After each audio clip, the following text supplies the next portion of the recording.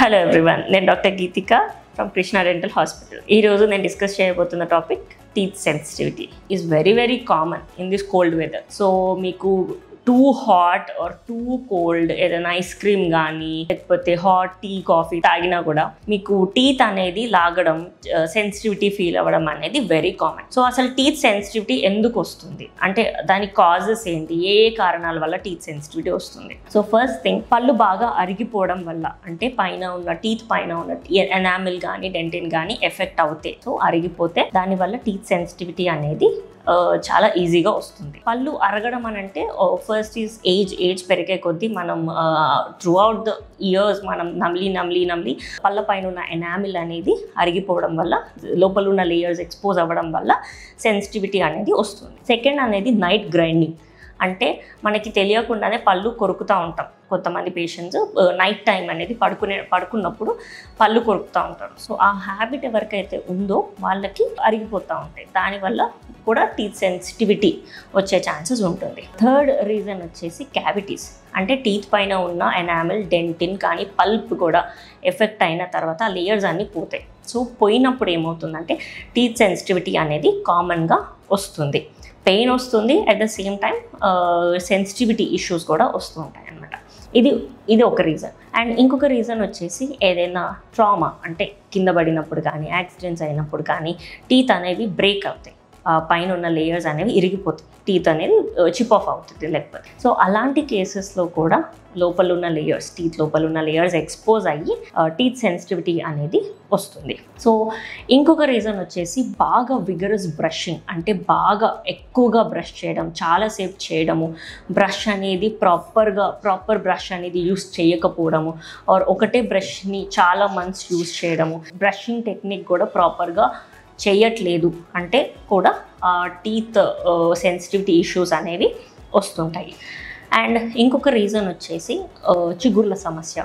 అంటే పళ్ళ పైన ఉన్న చిగుర్లు అనేవి అవి కిందకి జారిపోతూ ఉంటాయి. అంటే గార పట్టేసి ఉంటుంది, సరిగ్గా ప్రాపర్గా క్లీనింగ్ అనేది, అంటే డెంటిస్ట్ దగ్గరకు వచ్చి ఎవ్రీ 6 months క్లీనింగ్ చేయించుకోకపోవడం ఆర్ ప్రాపర్ డెంటల్ విజిట్స్ అవ్వకపోవడం కానీ, అలాంటి సిచ్యువేషన్స్లో ప్రాపర్గా teeth health, oral hygiene maintain చేయకపోతే కూడా ఆ చిగుర్లు అనేవి అరిగిపోతూ ఉంటాయి. గార పట్టేసి ఆ గార అనేది చిగుర్లని కిందకి తోసేస్తూ ఉంటాయి. సో అలాంటి సిచ్యువేషన్స్లో కూడా లోపల ఉన్న బోన్ లోపల ఉన్న, అంటే టీత్ లోపల లేయర్స్, అంటే కింద ఉన్న వేరు కూడా ఎక్స్పోజ్ అయ్యి బయటకు వచ్చి, దానికి అప్పుడు కూడా గాలి తగిలి కానీ ఏమన్నా two cold or too hot foods తీసుకున్నప్పుడు కూడా కానీ ఏమన్నా తింటే వెంటనే సెన్సిటివిటీ అనేది, పళ్ళు లాగడం అనేది, జిబ్బుమనడం అనేది కూడా చాలా కామన్ గా చూస్తూ ఉంటాం. సో ఇవన్నీ టీత్ సెన్సిటివిటీకి గల కారణాలు. సో వీటిని ఎలా ప్రివెంట్ చేసుకోవాలి, టీత్ సెన్సిటివిటీ రాకుండా మనము ఏ జాగ్రత్తలు తీసుకోవాలి? సో ఫస్ట్ వచ్చేసి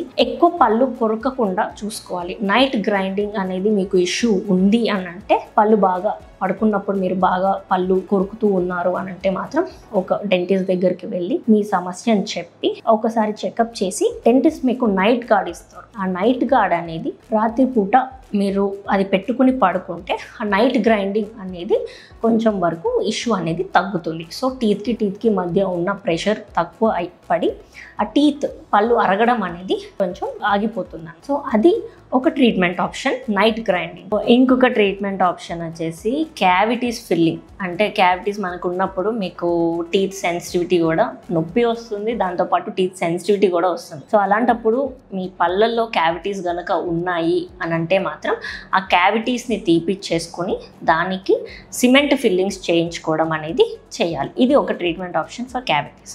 ఇంకొక ట్రీట్మెంట్ ఆప్షన్ వచ్చేసి పళ్ళు విరిగినాయి అనుకోండి, ఏదైనా కింద పడ్డారు లేదంటే పళ్ళు చిప్ ఆఫ్ అయినాయి అని అంటే దానికి కూడా తగిన ట్రీట్మెంట్ అనేది చేయించుకోవాలి. అయితే రూట్ కెనాల్ ట్రీట్మెంట్, అంటే పళ్ళు ఎక్కువ ఎరిగినాయి అని అంటే రూట్ కెనాల్ ట్రీట్మెంట్ చేసి క్యాప్స్ వేయించుకోవచ్చు.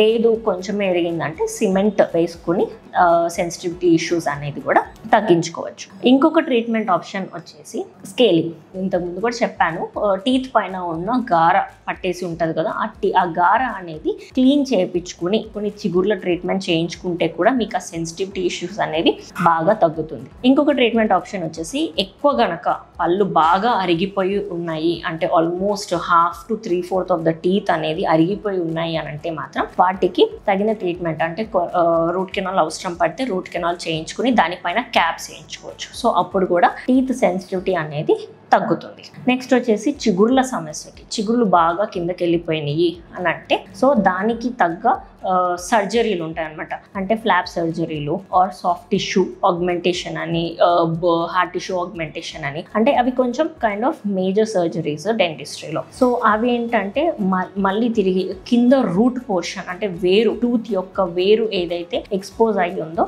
వాటిని మనం కవర్ చేయాలి. సో కవర్ చేయడానికి ఈ సర్జికల్ ప్రొసీజర్స్ అనేవి వాడతాం అనమాట. సో ఈ ప్రొసీజర్స్ చేయించుకున్న తర్వాత కూడా సెన్సిటివిటీ ఇష్యూస్ అనేవి కొంతవరకు తగ్గించవచ్చు. అండ్ ఈ సర్జరీస్కి కూడా అందరికీ చేయొచ్చు అని మనం చెప్పలేము. దీనికి కూడా ఇండికేషన్స్, కాంట్రా ఇండికేషన్స్ ఉంటాయి. అందరు పేషెంట్స్కి చేయొచ్చు అని కూడా చెప్పలేము. ఒక్కొక్కరి సిచ్యువేషన్ బట్టి, వాళ్ళ కండిషన్, ఓరల్ కండిషన్ బట్టి అది ఆ సర్జరీస్ చేయొచ్చా లేదా అనేది డిసైడ్ చేస్తాం. తర్వాత వచ్చేసి ఈ సెన్సిటివిటీ టూత్ పేస్ట్. సో మార్కెట్లో చాలా సెన్సిటివిటీ టూత్ పేస్ట్ అవైలబుల్ ఉన్నాయి. ఈ సెన్సిటివిటీ టూత్ పేస్ట్ కూడా వాడచ్చు. అంటే మీకు ఆ సెన్సిటివిటీ అనేది చాలా ఇనిషియల్ స్టేజెస్లో ఉంది, ఎక్కువ లేదు మీకు సెన్సిటివిటీ, ఎవ్రీడే లేదు, ఎప్పుడో ఒకసారి వస్తుంది సెన్సిటివిటీ అంటే కూడా ఈ సెన్సిటివిటీ టూత్ పేస్ట్ అనేది వాడచ్చు. Thank you.